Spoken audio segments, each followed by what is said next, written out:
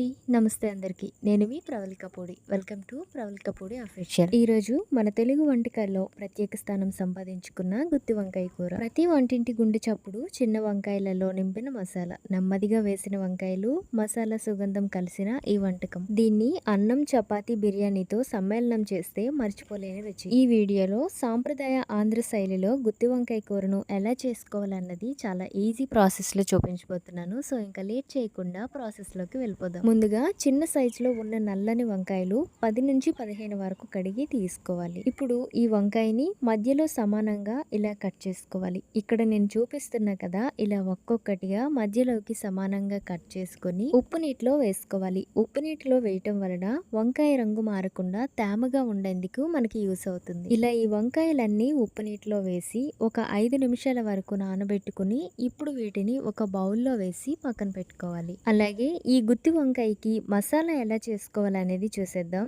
ఈ మసాలా కోసమని స్టవ్ మీద ఒక కడాయి పెట్టుకొని ఇందులో ఒక అరకప్పు వేరుశెనగలు వేసి లో ఫ్లేమ్ లో లైట్ గా వేయించుకోవాలి. అలాగే ఇందులో పచ్చి కొబ్బరి తురుము 1 కప్పు వేసుకోవాలి. మీరు కావాలి అనుకుంటే కొబ్బరి ముక్కలైనా వేసుకోవచ్చు. ఇలా వేసి పచ్చివాసన పోయేంత వరకు వేయించుకొని కొంచెం మసాలాని కూడా వేసుకోవాలి. మసాలా అంటే లవంగి 4, మరాఠీ మొగ్గ 2, దాల్చిన చెక్క 1-2 వేసుకోవాలి. వేసి 1 నుంచి 2 నిమిషాల వరకు వేయించుకొని ఇప్పుడు ఇందులో ఒక ½ టీ స్పూన్ ధనియాల పొడి వేసి లైట్ గా వేయించి స్టవ్ ఆఫ్ చేసుకొని ఒక మిక్సీ జార్ ని తీసుకొని మనం ముందుగా వేయించుకున్నాం కదా, దాన్ని ఈ మిక్సీ జార్లో వేసి 7 నుంచి 8 వెల్లుల్లి, చిన్న సైజులో అల్లం వేసుకుని 1 స్పూన్ సాల్ట్ అలాగే 1 స్పూన్ కారం వేసుకొని మిక్సీ పట్టుకొని ఇలా మెత్తగా పొడిలాగా చేసుకోవాలి. ఇలా పొడి అయ్యాక ఇందులో 1 గ్లాస్ వాటర్ ని వేసి ఇప్పుడు మెత్తగా పేస్ట్ లాగా మిక్సీ పట్టుకోవాలి. చూసారు కదా, ఇలా మెత్తగా పేస్ట్ లాగా చేసి ఒక బౌల్లోకి వేసి ఇప్పుడు ఈ మసాలాని మనం ముందుగా కట్ చేసి పెట్టుకున్న వంకాయలు ఉన్నాయి కదా, వాటికి బాగా పట్టించుకోవాలి. ఇక్కడ నేను మీకు చూపిస్తున్నా కదా, ఇలా కొంచెం కొంచెంగా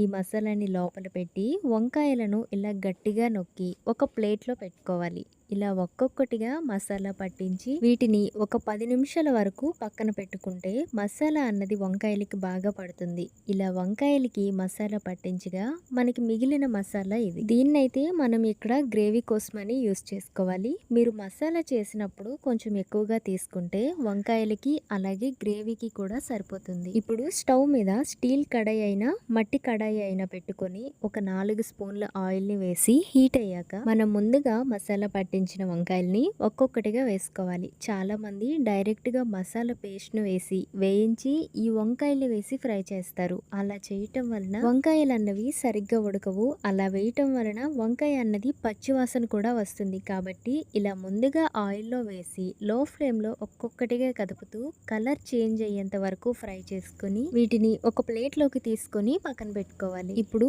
అదే ఆయిల్లో కూరపోపులు 1 స్పూన్, జీలకర్ర 1 స్పూన్ అలాగే 4 పచ్చిమిర్చి, 2 ఎండుమిర్చిని వేసి ఆయిల్లో ఫ్రై చేసుకోవాలి. ఇలా ఫ్రై చేశాక మనం ముందుగా చేసిన మసాలా పేస్ట్ ఉంది కదా, దాన్ని ఇందులో వేసుకొని పచ్చి వాసన అనేది పోయి అడుగు పట్టకుండా లో ఫ్లేమ్ లో వేయించుకోవాలి. ఇలా వేయించుకున్నాక ఇందులో 8 నుండి 10 రెమ్మల వరకు కరివేపాకు వేసి కలిపి ఒక 2 గ్లాసుల వాటర్ని వేసుకోవాలి. వాటర్ మరీ ఎక్కువగా కాకుండా మనం తీసుకునే వంకాయలను బట్టి వేసుకోవాలి. అలాగే ఇందులో 1 నుంచి 2 స్పూన్ల నెయ్యిని కూడా వేసుకోవాలి. వేసి మూత పెట్టుకొని ఈ మసాలాని ఈ వాటర్లో బాగా ఉడికించుకోవాలి. ఒకసారి మూత తీసి ఒక 3 స్పూన్ల కారం వేసుకొని అలాగే టేస్ట్కి సరిపడే సాల్ట్ని వేసి కలుపుకొని మరొకసారి మూత పెట్టుకుని 1 నుండి 2 నిమిషాల వరకు ఉడికించి మూత తీసి మనం ముందుగా మసాలా పట్టించి ఫ్రై చేసిన వంకాయల్ని ఒక్కొక్కటిగా వేసుకొని కదపకుండా అలానే మూత పెట్టి మళ్ళీ ఒక 8 నుంచి 10 నిమిషాల వరకు ఇలా మనకి కావలసినంత గ్రేవీ వచ్చేంత వరకు ఉడికించి స్టవ్ ఆఫ్ చేసి